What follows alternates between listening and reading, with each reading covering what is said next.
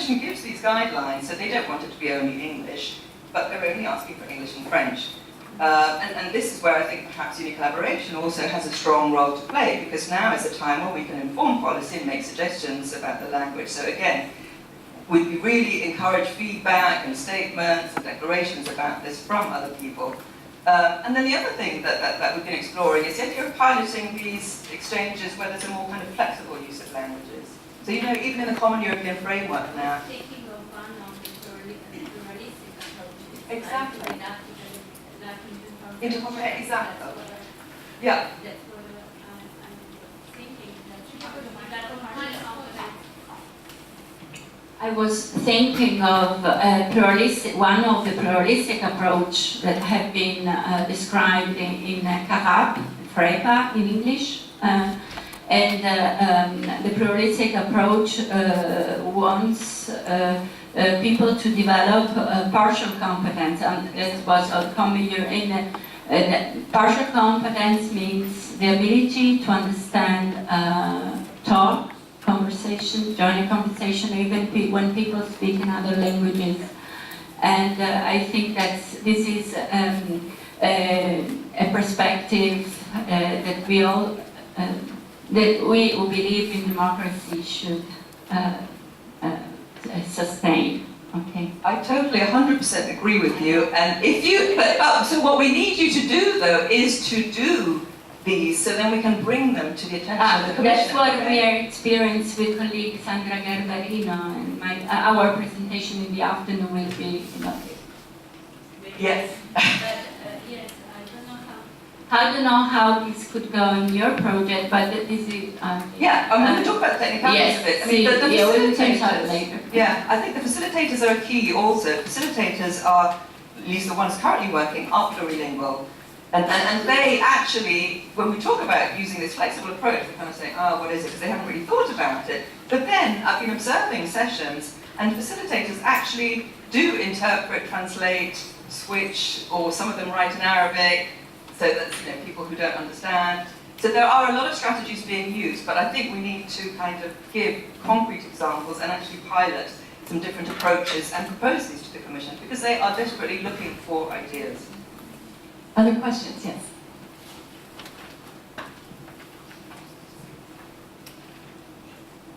Sorry, just wondering if we're supposed to say who we are before we ask a question. I'm Daniel Stanford from DePaul University in Chicago. I was just wondering, you mentioned this avoiding essentialist definitions of culture. Can you talk a little bit more about what that means and maybe give a specific example of how that would change the way you do like cultural awareness preparation for students? You just fix that whole problem for me in the next 4 minutes. Yeah, Steve will do that in his keynote. Well, the idea is, presumably you're American, so you support Trump, and you believe that the war in Syria is right. Right? Of course. Okay. So if we're having an exchange between Americans and between, I don't know, Italians, then we might talk about mafia, we might talk about Trump, and these might be the only kind of things which differentiate us. But we belong to several different identities. We are in different contexts, and so the idea of challenging these essentialist cultures is not just looking at culture as nation state. Okay, so culture is, does culture even exist? I mean, it's questioning what culture means as well. So culture, you could argue, is made relevant in interactions. And who makes culture relevant and why? And what kind of culture?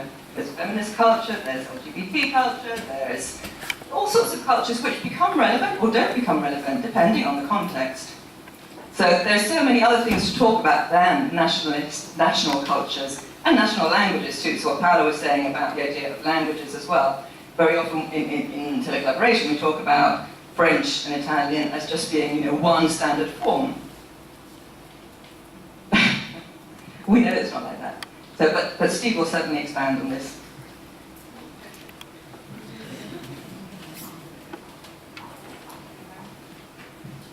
I am Solange from Brazil, and we are not included in the Erasmus Plus. And I would like to know if you know the reasons why some countries are included and some countries are not. We do. just because it's very political. It's political. So, it's political agenda. So what is primary on the political agenda is, for the reasons stated, the Southern Mediterranean is the kind of the most urgent place at the moment. But then, it's, again, this is one of the tensions, creating borders in a borderless world, despite various inequalities. But I think what we can do is, I think we're going to bring this back to the Commission and say so the more actual, letters of complaint we get, then the better, because we can take that back to them.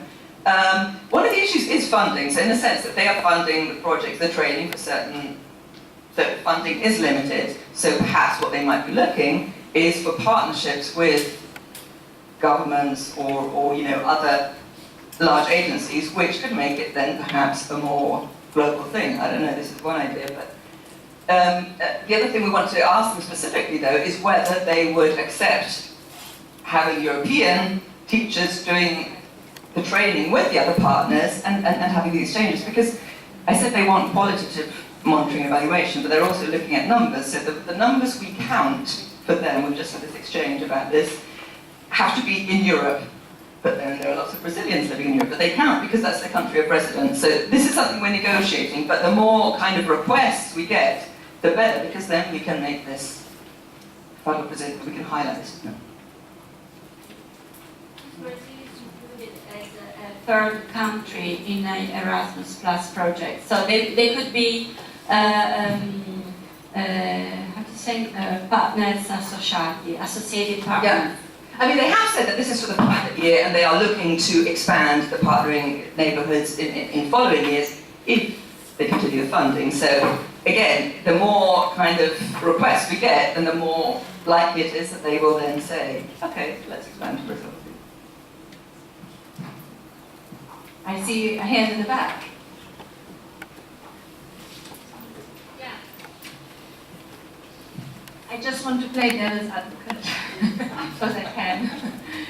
Because you started to touch on it a little bit, the sustainability issue. Because, as so very often now we have this big rush, train people, have exchanges, tick the box, get more funding, train more people, have more exchanges. But how are we going to avoid, it's not that I expect you to have the answer, but maybe we can think about this together, collectively, in the spirit of Francesca's talk, that we are not going to end up in the same situation where we have the pioneers, the ones who buy, the early adopters who do this and have an exchange, and then that's it. Yeah? One transnational EVE project more, and then what happens next?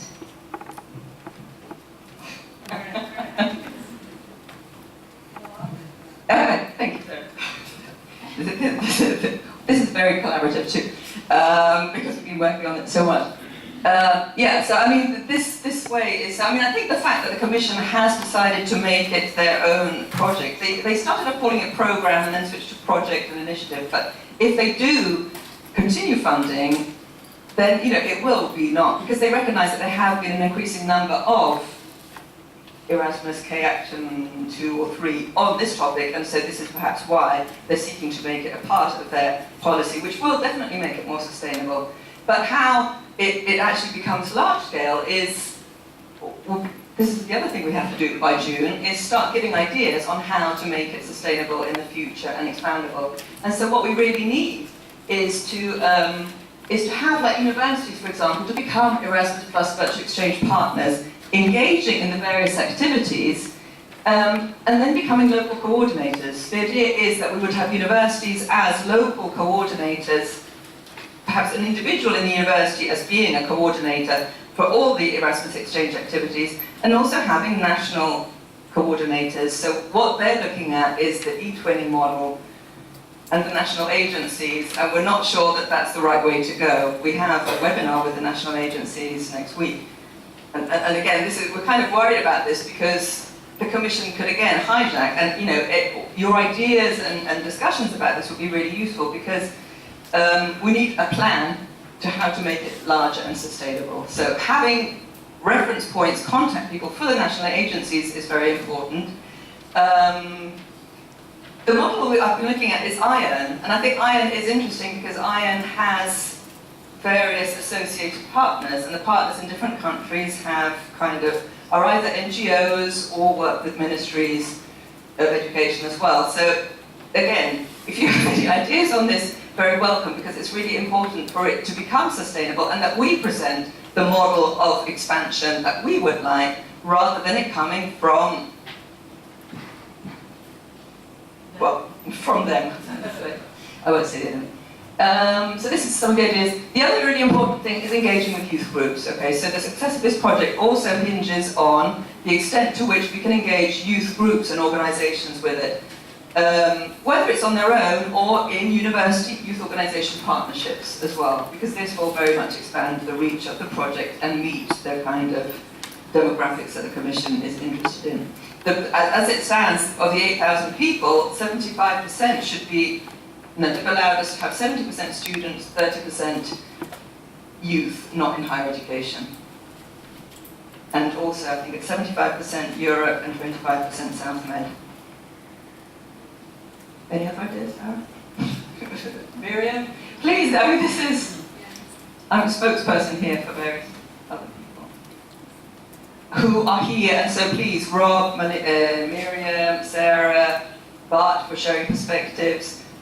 Please come and ask us, talk to us, give us your ideas, send emails and stuff. One of the other problems is that the information on the portal is very limited, and it takes a very long time for it to get up there. So by the time we say, okay, we've got training coming up, but by the time it gets on the site, the deadline is over. We can't send people directly to the UNICollaboration website because it's a European Commission project, but then it's a bit of a tug of war.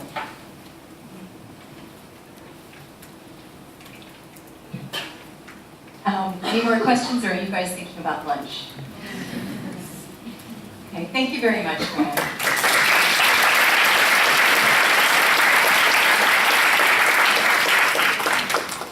Thank you very much. Speaking of lunch, it's lunchtime, and as I said before, it's in the registration room. You're going to get hungry on the way.